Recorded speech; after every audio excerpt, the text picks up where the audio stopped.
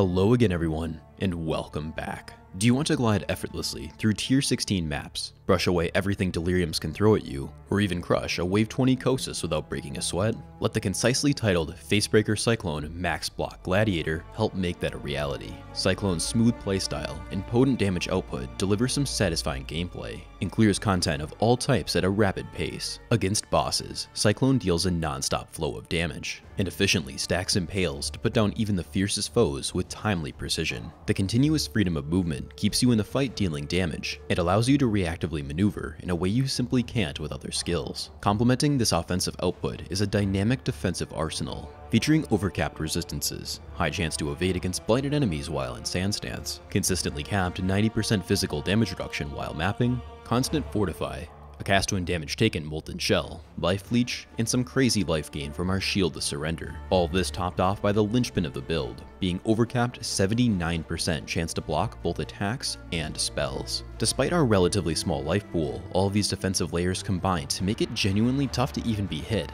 let alone die. You can basically ignore almost everything that most maps and Deliriums can throw at you. I went about many of these engagements with reckless abandon and didn't pay for it with my life, shredding completely deathless through every Guardian, every Elder Slayer, 3 full Simulacrums, a wave 20 Kosis, Shaper, and Cyrus. Thus, in my opinion, this build is a very suitable candidate for those playing hardcore, albeit with a reduced focus on damage through the gear and skill tree in favor of having much more life. Gearing this build out to the level seen in the footage is going to be moderately expensive, but very doable. It does, however, rely heavily upon unique items, with several of them being completely integral to the build's functionality. Thus, this build isn't suitable for those playing solo self-found. It can, however, be used as a league starter, but will need to be played as a more generic weapon-based Cyclone until at the very least Facebreaker can be obtained. Fortunately, the most important uniques used by the build are quite common and drop in price very quickly, even very early on in the league. The build scales incredibly well, with even a modest budget earning very respectable performance. With continued dedication and currency investment, there are a whole host of upgrades that can push the build to heights far beyond what you saw in the trailer footage. This too many words Gladiator can do it all with ease and style. If you're having trouble this league, the solution is simple. Start spinning in circles with a giant shield and punch everything repeatedly in the face until you win. For easy navigation, timestamps for every section of the guide are available in the description and pinned comment below. I'll be using the free program Path of Building to summarize and display all the build's information at a glance. If you're watching this in a league following 3.10, the Path of Building will have been updated with all necessary changes, a list of which can be found in the note section of the Path of Building and description of the video as well. If you're enjoying the guide so far, consider subbing to the channel for more upcoming guides just like this. Now let's get started by taking an overview look at the endgame skill tree and discuss the primary features of the build. Offensively, at its core, this build is completely unarmed and doesn't directly use a weapon at all. It also deals 100% physical damage, utilizes Impale, and is critical strike based. When trying to increase our damage output, we'll mostly be focused on scaling the following modifiers. Defensively, the build is life-based, leeches life, and stacks both high amounts of armor and chance to block attack damage. We'll also be grabbing a bit of utility through a variety of jewel sockets in convenient locations across the tree, in which we'll be socketing a variety of helpful jewels, most notably a rare jewel that allows our physical damage to leech mana. Complementing the skill tree will be our duelist Ascendancy of Gladiator. We'll be taking full advantage of the following Ascendancy nodes, 3 of which work in tandem to help push our block chance to its full potential. Beginning first with the most crucial node, Versatile Combatant, which forces our spell block chance to match the current level of attack block chance that we've managed to accumulate. Furthermore, any increases to our maximum chance to block attacks will also apply to our maximum chance to block spells. This allows us to only worry about scaling our chance to block attacks through our gear and skill tree. Quite the simple node, but absurdly powerful, and serves the build as one of our strongest defensive layers. In order to reach Versatile Combat, we'll first have to pick up Painforged, a solid all-arounder that boasts multiple helpful modifiers, giving us situational increases to our block chance, damage, and some stun immunity, while also making our counterattacks deal double damage. We'll be making good use of the Counterattack Reckoning found in our endgame shield, the Surrender. With the help of this node, Reckoning can output some pretty impressive DPS, and does good work to improve our clear speed and single target. The final node of the block trio is Violent Retaliation, which increases our maximum chance to block attack damage to 79%, which of course is also applied to our spell block chance as well. It also provides a substantial boost to both our physical damage and chance to block attacks based on a variety of conditional criteria. And finally, that brings us to our last Ascendancy node, the outlier Arena Challenger, which grants us access in basically all situations to Challenger charges. These can stack up to a maximum of 10 and can yield a total of 20% more attack and movement speed. This boost significantly improves our DPS and makes traversing the map with Cyclone much smoother. When leveling up and earning your Ascendancies, I recommend beginning with Arena Challenger. The speed and damage boost is very helpful early on. From there, you've only really got one route to go. I would pick up Painforged with your second Ascendancy, before getting Versatile Combatant with your third, and finally topping off your Uber Lab with Violent Retaliation. This ordering is completely flexible though, so if you want to pick up the block earlier, go ahead and do so. With the basics of the build covered, let's quickly stop on the Bandit and Pantheon selections. This time around, Alira has a lot to offer, with the free resistances, critical strike multiplier, and mana regen being tough to pass up.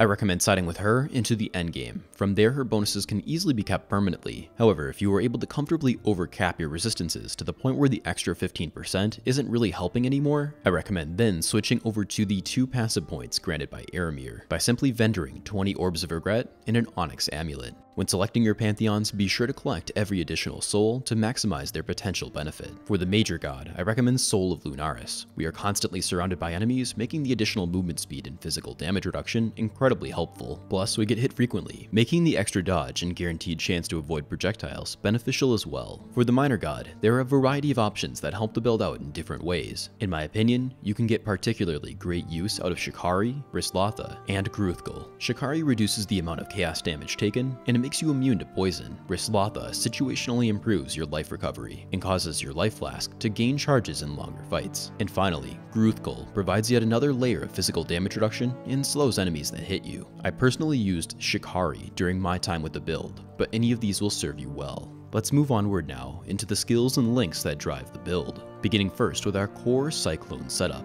a 6-link composed of these gems. Cyclone is a channeling skill that deals physical damage and gains stages the longer you channel it, up to a maximum of 7. Its radius growing larger with each active stage. You can channel and move when Cyclone is active, albeit with 30% less movement speed, dealing a consistent flow of damage to everything within its radius. Brutality provides a drastic increase to our physical damage, but in return causes Cyclone to deal no chaos or elemental damage at all. Melee physical damage is very similar, simply providing a straightforward boost to our physical damage, but comes with no downsides. Fortify is more of the same, increasing physical damage, but also granting us the buff Fortify on melee hit, ensuring that in almost all combat situations, Fortify will always be active. Impale again increases our physical damage, but to a lesser extent, and provides a 40% chance to impale enemies on hit. When a hit applies Impale to a target, 10% of that hit's physical damage is recorded before any damage mitigation is applied. Impale then deals the recorded damage to that target each time it is hit again, remaining in effect until the maximum number of hits is reached, which by default is 5 hits. Multiple Impale effects can be on a single target at one time, all of which deal damage to that target each time it is hit. Impale support also increases the effect of those impales, and lowers impaled enemies' physical damage reduction against impale hits. We'll be stacking up to 100% chance to impale on hit, dramatically increasing our damage against targets with high life pools, especially bosses. Finally, Infused Channeling provides one last damage boost to supported channeling skills, and grants infusion after channeling linked skills for a short time. In this case, with Cyclone's physical damage tag, we'll be dealing 10% more physical damage and taking 8% less physical damage with infusion active. Up next is going to be our first aura setup, a 4-link composed of these gems. Herald of Purity is our most crucial aura. It provides a large amount of flat physical damage that will be amplifying heavily with 2 Circles of Guilt into a mountain of flat physical damage that will then be sending to the moon with Facebreaker's ridiculous damage bonus. You'll want to prioritize getting a level 21 Herald of Purity to maximize the flat physical damage that it grants. Blood and Sand is an aura with dual functionality. It has 2 stances that can be swapped between at will, providing in Sand stance a significant significant increase to our Cyclone's area of effect, but lowering damage slightly. Conversely, in Blood Stance it slightly reduces area of effect, while meaningfully increasing our damage output. We'll be linking these two auras to an Empower support, ideally at level 4, though anything over level 1 is still quite helpful. Empower increases the level of active skill gems that are linked to it, even above their normal maximum, but also has a high mana multiplier that increases the mana reservation of any auras linked to it. Pushing both Herald of Purity and Blood and Sand up a few more levels provides a nice overall damage boost. Finally, we'll be wrapping up the 4 link with an Enlighten support between level 2 and level 4, with this gem essentially causing our active auras to reserve less overall mana, freeing it up to spend on active skills or to be reserved by other auras. The Enlighten support is not required. It is more of a small optimization that can be put off if needed. Next on the list is going to be even more auras. Of these 4, only Flesh and Stone and Maim need to be directly linked together. Flesh and Stone is another dual functionality aura that shares the same stances as Blood and Sand. In Sand Stance, Flesh and Stone reduces the damage that you take from attacks originating from enemies that aren't nearby, and blinds all nearby enemies, cutting their chance to hit you in half. With ridiculously high chance to block both attacks and spells, and around a 50% chance to evade while in Sand Stance, you'll be one difficult target to directly hit. Alternatively, in Blood Stance, nearby enemies are automatically maimed. This heavily reduces their movement speed and causes them to take increased physical damage. With Maim support linked to Flesh and Stone, the amount of increased physical damage nearly doubles and significantly improves our DPS when Blood Stance is active. This stance is best used against bosses and when certain mapping situations demand it. Our next aura, Precision, increases both our critical strike chance and accuracy. The amount of mana that Precision reserves increases with each additional level. As a result, we'll be keeping its level quite low, ideally between 1 and 5. Once you've added the Enlighten support to the earlier setup, you can feel free to level Precision a little bit more. Our final aura, Dread Banner, provides the last 20% chance to impale that we need to hit 100%, with 40% coming from impale support and 40% from the skill tree. Dread Banner also increases the effect of our impales and lowers the accuracy of nearby enemies. The banner will gain stages as you impale enemies, up to a total of 50. When activated again, it will be placed directly, granting you with a buffed Fortify and increasing the effect of the banner itself for each stage you had accumulated. Moving along now to our next gem setup, a 3-link composed of these gems socketed directly into our endgame shield, the Surrender, which grants us access to a level 30 version of the Counterattack Reckoning that triggers when we block. Appropriate support gems placed in the shield will be directly linked to Reckoning, with Pulverize and Brutality being 2 of the very best options. In the final socket, we'll be placing Vol Ancestral Warchief so it can take advantage of the same support gems. Vol Ancestral Warchief is an activatable totem skill that causes us to deal significantly more damage when the totem is active. With this setup and some help from Painforged, Reckoning hits like an absolute truck, and Vol Ancestral Warchief outputs some pretty impressive DPS of its own, together pushing our already potent single target damage to entirely new heights. With that covered, we've arrived at our very last gem setup, which features a variety of different skills. Up first will be our Cast When Damage Taken setup, composed of these gems at these very specific levels. Any spells linked to Cast When Damage Taken need to have a required level equivalent to or lower than Cast When Damage Taken itself, in order to be automatically triggered when Cast When Damage Taken hits its damage threshold. We really don't get directly hit very often. As a result, we'll be keeping Cast When Damage Taken purposely at a very low level to ensure that its threshold is easy to reach. When it triggers, it will automatically cast the regular version of Molten Shell, which provides us with a temporary buff equivalent to 20% of our total armor, an amount that in this build can easily exceed 5,000 in total, and essentially acts as an extension to our life pool, with 75% of incoming damage being taken from the Molten Shell rather than our life pool directly. This gives us an invaluable chance to recover when the unlikely hit finally lands. By the time we tend to get hit a second time, Molten Shell is already reset and ready to go. We can also make good use of the manually activated Vol Molten Shell, which has a very similar effect, just more powerful and longer lasting. This can be fantastic to use during boss fights and other dangerous encounters. It's important to note that Vol Molten Shell's buff will be overridden by the regular Cast When Damage Taken Molten Shell if you take enough damage to trigger it. This can be avoided by casting Vol Molten Shell during a time when the regular Molten Shell is either active or in its 4-second cooldown following its active state. This should allow for Vol Molten Shell to persist for its full duration uninterrupted. Our next skill, Blood Rage, is a temporary buff that increases attack speed and grants us access to frenzy charges when mapping. The buff gets refreshed every time we get a kill, and when active causes us to take make 4% of our maximum life as physical damage each second, an amount that is easily offset by our life regeneration and leech. There are two good ways to run this skill. You can choose to fully level it and then manually cast it at the start of each map. Alternatively, I recommend leaving it at level 7 and linking it directly to the cast when damage taken setup. The buff will then be automatically triggered intermittently when you map, removing the need to worry about it in the first place and simplifying gameplay. And that brings us to our final gem, the newly buffed Dash, that is now able to cover larger amounts of ground very quickly and does a great job helping us dodge incoming attacks and pass through obstructions when mapping. And with that, we've completely wrapped up the core skills and links. Let's quickly discuss the basic mapping and bossing strategies that this build employs. Mapping is about as simple and satisfying as it gets. You are so hard to actually hit consistently that you'll find yourself flying through most high tier content without any real concern of dying. Keep your flasks up consistently and stay active with Cyclone. I would stay in Sand Stance the majority of the time to take advantage of the additional area of effect and defensive benefits it grants. In certain engagements and condensed environments, running in Blood Stance can be highly beneficial. Swap stances as often as you like and find a balance that works for you. Fighting bosses comes down to just a few key steps. Be sure that you're operating in Blood Stance. Just before the boss becomes susceptible, drop your Dread Banner and activate Vol Ancestral Warchief. As soon as they become fully active, start cycloning and pop all of your helpful flasks. From there, just maintain your position over the boss and continue spinning until the fight's over. If you do happen to run into some trouble, activate Vol Molten Shell and momentarily distance yourself before getting back into the fight.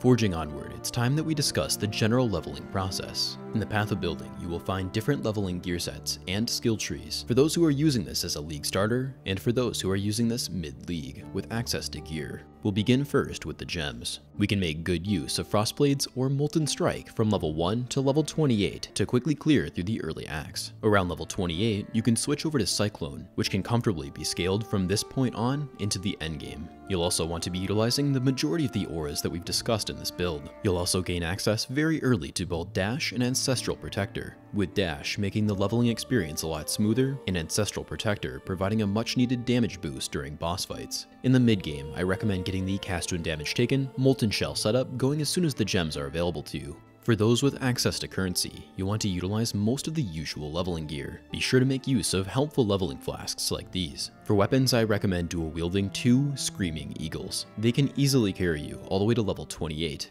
at which point you can switch into Cyclone and drop your weapons. In return, swapping in Facebreaker, the Shield the Deep One's Hide, Lion's Roar, and Rigwald's Curse. From there, you can push with that gear towards endgame, with your highest priorities for future upgrades being the Surrender, Circles of Guilt, and the Abysses. Alternatively, for those using this build as a league starter, you'll be using mostly self-found rare gear. Be sure to make good use of commonly found flasks like these. I recommend running an axe alongside a decent shield. Continue to upgrade gear whenever possible, especially your weapons. Keep a close eye on the price of Facebreaker, Rigwald's Curse, and Abysses. When Facebreaker becomes affordable, you can consider making the swap. However, it won't have access to its full power until you can at least get Rigwald's Curse alongside it. If you reach maps before converting the build, you can pick up a cheap Jack the Axe and Deep One's Hide. From there, you can farm up currency and work towards that Uber Lab before making the full conversion. And with that discussion completed, let's take a look at the map mods that the build has trouble with. It can run almost everything, but there are a few that prove troublesome or downright impossible. Here's what to look for. Now it's finally time for us to take a look at the endgame gear that defines the build. Path of Exile's economy and subsequent item prices are completely player driven, meaning that the cost of an individual item is at the mercy of supply and demand and may change over time. As a result, I'll be using broad tiers of price to better estimate the future cost of an item. Those tiers being cheap, 0 to 20 chaos, moderate, 21 to 100 chaos, and expensive, anything over 100 chaos in price. Let's begin first with our endgame weapon selection.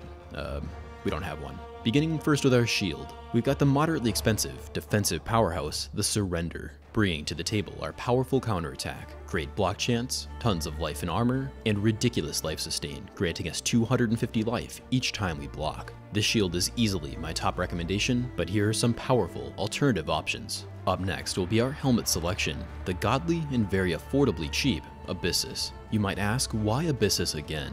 It may increase the physical damage that we take, but our physical damage reduction is almost always capped and we barely get hit in the first place. Adding 40 to 60 physical damage to attacks gets scaled by Facebreaker into an absurd amount of damage, not to mention the more than 120% critical strike multiplier that it also brings to the table. The helmet is just too good, and we are far too tanky to not make use of it.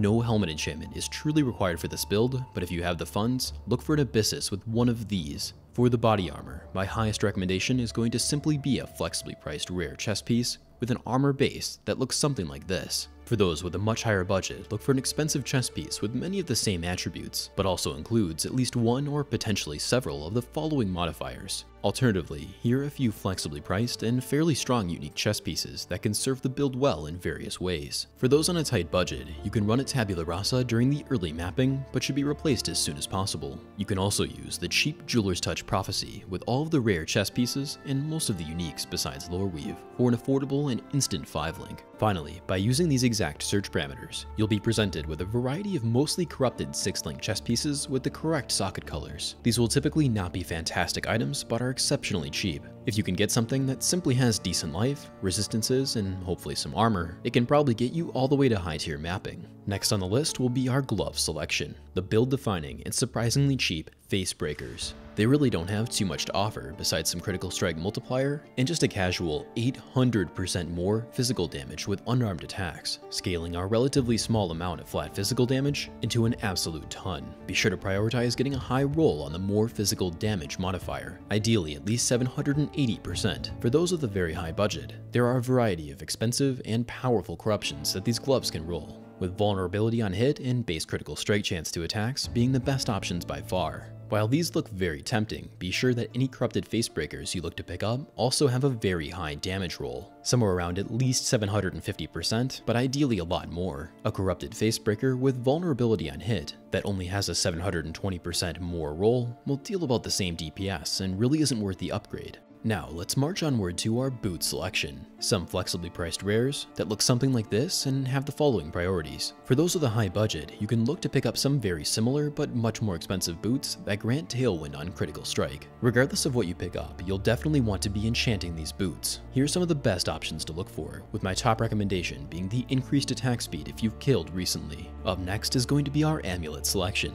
and the second major component that really drives our unarmed power, the cheap Rigwald's Curse, which provides some critical strike multiplier and a staggering 7% to our base critical strike chance. Without a weapon, we don't have a base critical strike chance, meaning we can't hit critical strikes. Rigwald's Curse not only supplements that missing base critical strike chance, but also sets it to a very high level. All of our increases to critical strike chance will scale off of this number, providing a massive DPS boost to our unarmed attacks, making this talisman essentially mandatory for the build, and unfortunately is always corrupted, meaning that it cannot be anointed in any way. Next on the list, we've got our rings, 2 flexibly priced Circles of Guilt. These boast a variety of random implicit modifiers, alongside some armor, attributes, and a nice roll of flat physical damage. More important though are the random Herald of Purity related modifiers. Each ring will feature 2 of these. Mandatory will be the modifier Herald of Purity has percentage increased buff effect, ideally over 90%. This dramatically scales the amount of flat physical damage that Herald of Purity provides, and when combined with Facebreaker, you can imagine the results. The second Herald of Purity related modifier, alongside the buff effect, is very flexible, with the additional physical damage reduction being my top recommendation for most players. Alternatively, if you have a huge budget to work with, look for the increased physical damage as your secondary modifier. For those on a very low budget or league starting with this build, you can comfortably run some good iron or ideally steel rings that look something like this until you can stockpile some currency. These will be flexibly priced and have the following priorities. Alternatively, any solid ring that curses enemies with vulnerability on hit will make for a fantastic supplement until you have the funds to upgrade. Our belt selection will feature a rare Stygian or leather belt with a flexible price and the following priorities. Alternatively, for those with a very high budget, a well-rolled Rislatha's Coil is easily our best in-slot option, offering tons of life recovery, and a huge potential increase to our physical damage. And with that, we've covered almost every piece of core gear, and it's time for us to discuss the flasks. Up first, we have a cheap Quicksilver Flask. Both the prefix and suffix are completely flexible. If you want maximum movement speed when channeling Cyclone, I would go for a flask like this with increased effect and an additional movement speed roll. Alternatively, this can be a great place to shore up curse immunity alongside a flexible prefix of your choosing. Our second flask is the cheap Lion's Roar, which grants us a pile of armor and significantly more physical damage. Be sure to prioritize getting a roll as close to 25% as possible. Our third flask is our most pivotal, the flexibly priced Diamond Flask, which makes our chance to hit critical strikes lucky, meaning that the game rolls twice and takes the best result, effectively increasing our critical strike chance by a significant amount. The prefix is completely flexible, but be sure to get a crafted suffix of the order with the up to 80% increased critical strike chance during Flask effect. Our fourth flask is a relatively open slot that can be occupied by a variety of cheap, commonly found flasks. Offensively, you can make great use of a silver or sulfur flask, and defensively a basalt, jade, or stibnite will all do fantastic work. Regardless of your choice, the prefix is flexible, but the suffix should be of heat, providing an invaluable immunity to chill and freeze. Our final flask is going to be a divine life flask. The prefix will once again be up to you, but the suffix will need to be of staunching for the crucial immunity to bleed. Finally, for those with ridiculous amounts of currency, the Critical Strike crafted Cinder Swallow and Bottled Faith are two very expensive but exceedingly strong alternatives that should be considered if you can afford it. And now we find ourselves at one of the very last stops, being the jewels of the build. Up first, let's talk about cluster jewels. This build can certainly make very good use of them, with a huge variety of helpful nodes available, with these being among the very best options. While strong, they are far from required, and the build achieves fantastic results with or without their inclusion. I'll be including a core endgame skill tree that doesn't use them at all, alongside an alternative skill tree that makes use of several cluster jewels. The core endgame skill tree will take care of just about everything you need, shoring up tons of hard to find accuracy rating and resistances that you won't have to get elsewhere. If you go the cluster jewel route, there are a lot of great ways to make that happen, so feel completely free to customize them in any way that you see fit. Next up, in this exact jewel socket, we can make fantastic use of the moderately priced Lethal Pride Jewel. This jewel adds additional modifiers to notables and extra strength to minor nodes within its radius. Each Lethal Pride is randomly seeded and provides consistent strength but very different modifiers to the notables. Simply purchase any Lethal Pride and place it into this jewel socket. Check to see what it rolled on your allocated notables. If you aren't satisfied, you can Divine Orb the Lethal Pride to change its seed and resulting modifiers. You may need to divine it a few times before you achieve an array of modifiers that you're really happy with. The end result can be incredibly strong and comes highly recommended. Moving down the list, we've got our expensive but optional Watcher's Eye. There are a variety of powerful precision-based modifiers that you can look for, with some of them actually managing to be quite affordable. Less optional is going to be getting some form of mana leech into the build. When leveling, this is done through the skill tree with this single hybrid node. Later on, we really want to be saving those points, and one of the easiest ways to do that is through a single rare jewel. Look for something like this with the following priorities. Even just a single low roll should be enough to keep your mana sustained. Once you've got that sorted, any additional rare jewels that you choose to utilize in other sockets should look something like this and have the following priorities. Finally, for those using Stygians, you'll want to socket an Abyssal Jewel there that looks something like this and has these priorities. An alternative option for those who want to go hyper defensive or really need the block chance. In the same jewel socket that we would have placed Lethal Pride, you can place a moderately expensive Red Nightmare. In this exact spot, Red Nightmare grants 13% chance to block and 41% chance to gain Endurance Charge on kill. This isn't very helpful for the core version of the build, but for those running cluster jewels, you may need to pick up some additional block, and this is a great way to make that happen.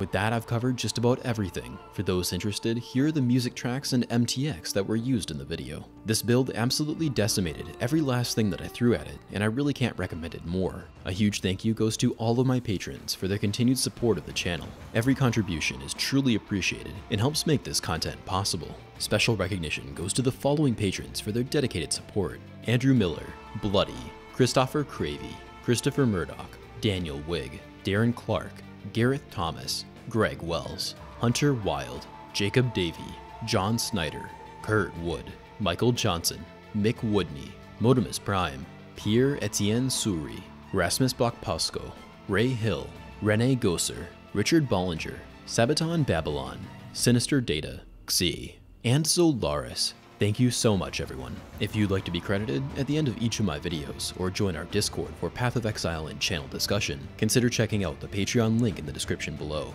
Finally, if you managed to make it this far, thank you so much for watching. If you have any questions or feedback, leave them down below and I'll do my best to respond. Consider subbing to the channel for more upcoming build guides just like this. And as always, I've been Esro, and I will see you guys in the next video.